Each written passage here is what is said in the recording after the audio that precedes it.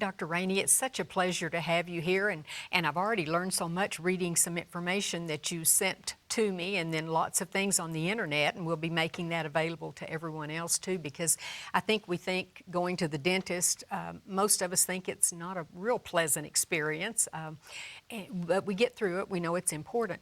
You've been in practice a long time. What are the most serious problems you're facing right now, or that you're seeing in your patients? The most serious problems we have to take care of is what has happened to the teeth previously.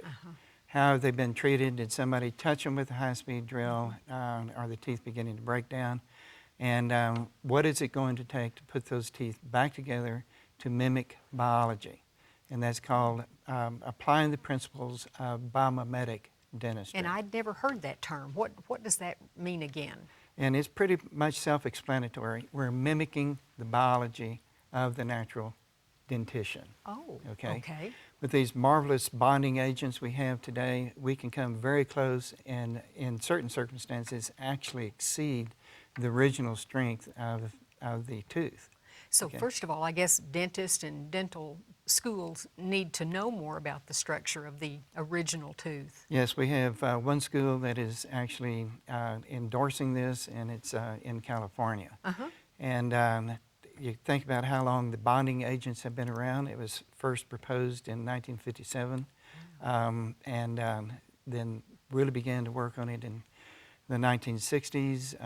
I was able to put together my own bonding system in the early 1970s by combing through the literature.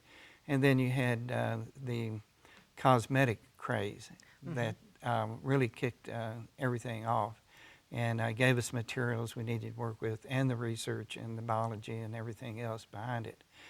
But the easiest dentistry to do is, of course, the front teeth, the anterior teeth, the cosmetic dentistry. You can see it. The hardest to do is the further back you get with teeth, the more difficult it becomes to work on. The more important it is to have very good illumination, very good magnification, some sort of magnification on the glasses. We call these loops. And you can't practice the type of dentistry that we do without it. It's a prerequisite. And it's important, I guess, in any field to be able to see what you're doing, and that's basically on a you need to see well what you want to do well. What you want to do.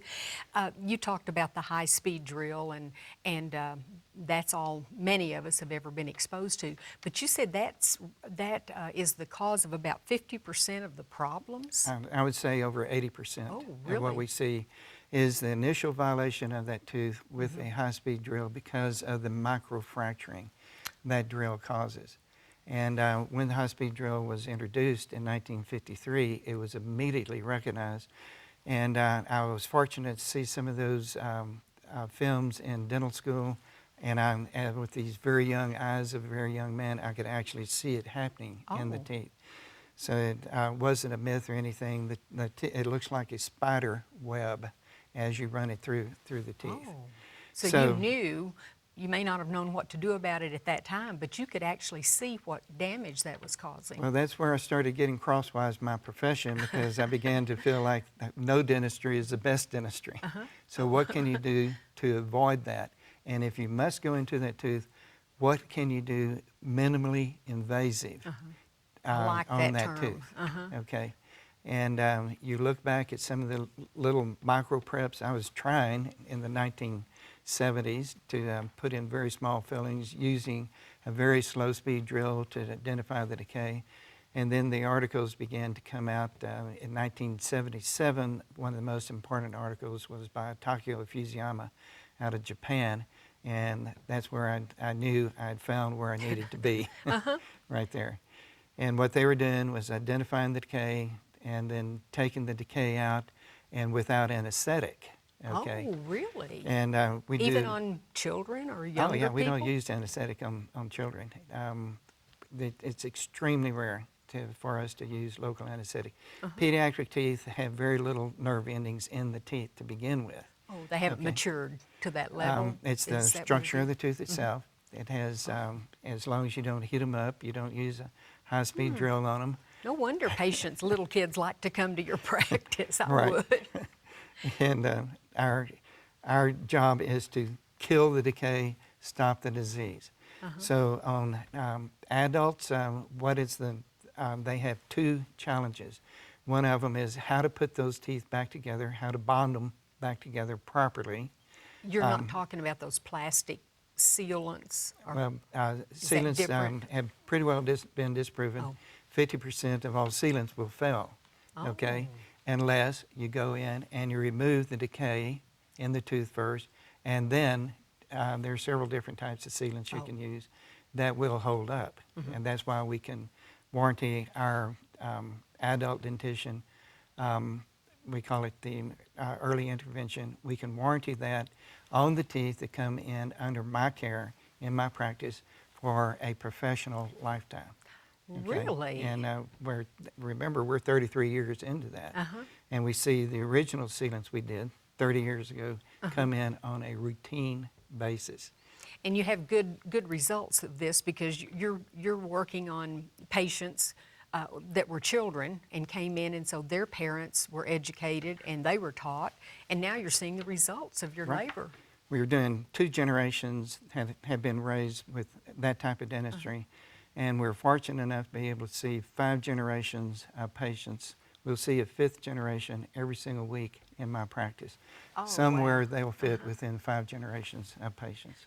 Well, it's nice when you can see the results and that it is good. I was clever. I thought it was a clever little slogan that old-time dentistry was pretty much drill, fill, and bill. Absolutely. And I remember going through that. And again, the best dentistry is no dentistry. Now, then we want to stop the problems before they start. We want to teach the adults that as you get older, the teeth will erupt, the gums will shrink back regardless of what we do, okay? And so these areas in here are not conducive to flossing. What you're going to have to use is some sort of brush that will go in between the teeth, that will clean the gums, the little groove around the teeth, get down below. And these are called proxy brushes, interproximal brushes. And do you get these over the counter? Yeah, you can get these just about anywhere. Okay. Proxy brush. It's called an interproximal brush. And there's several different types. There's some that are very inexpensive, that are disposable. And how is that used? And then the way that you use this is you go in between the teeth. Okay, that's where most of the pathogenic bacteria are going to grow. Okay, and when a person has a pocket or a gum pocket, we will actually teach them to brush up and down in that pocket. Okay, little logic and common sense.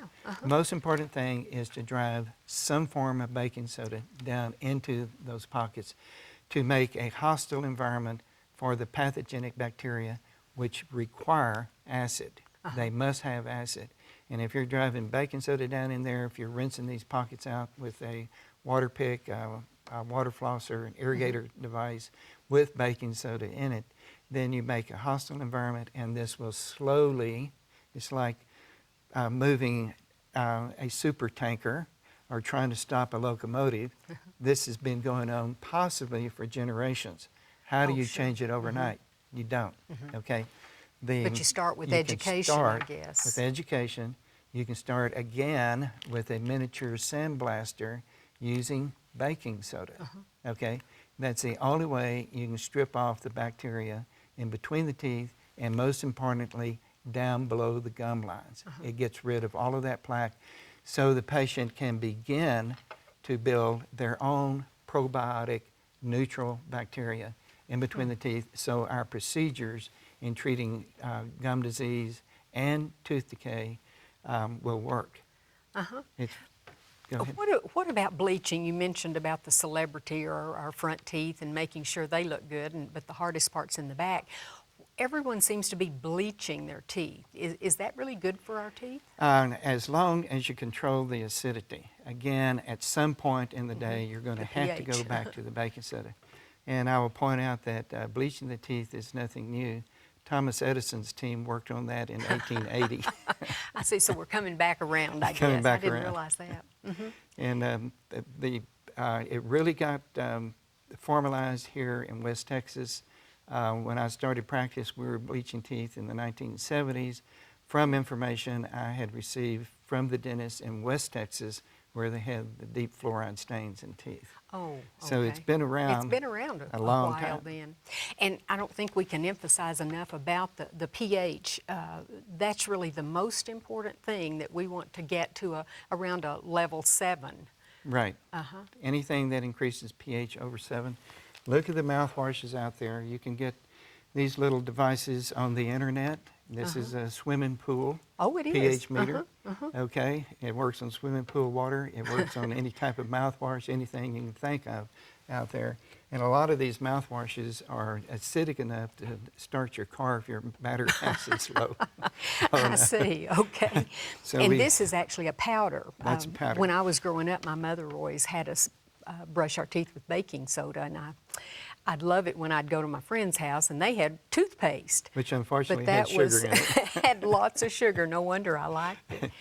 Well, it's really nice to talk to you, and that was a term, the biomimetic, that I think probably is a new word for many of us who are not in the field. Yes, it's how do you get your teeth put back together? Okay, now then you've gone through all of these procedures and so forth, and enough is enough. You realize that every time you go in, you need a crown. Every time you go in, you've got to have the filling replaced.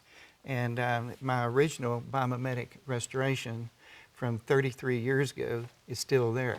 It looks ugly, it's beat up, it's crude, it works. Nothing happens to them. Okay, and the stuff we're doing nowadays is absolutely gorgeous. You can't tell where the filling is. It is so close to the, you can get it so close to the tooth structure where you can't see it. So we actually get our materials one shade off because it doesn't make any difference in the back. You can't see it. But when we're examining it under magnification with the loupes and good illumination, we can actually see where our fillings are. We can find it. That would be a wonderful problem to have, I think, as a patient anyway. Well, it's really nice to talk to you, and it's nice to know what some of the improvements and things that are going on in a field that I really think most of us take for granted. We just want our teeth to be good, look good, and stay healthy. Well, we appreciate the opportunity to be here and the opportunity to spread the word. Thank you very you. much.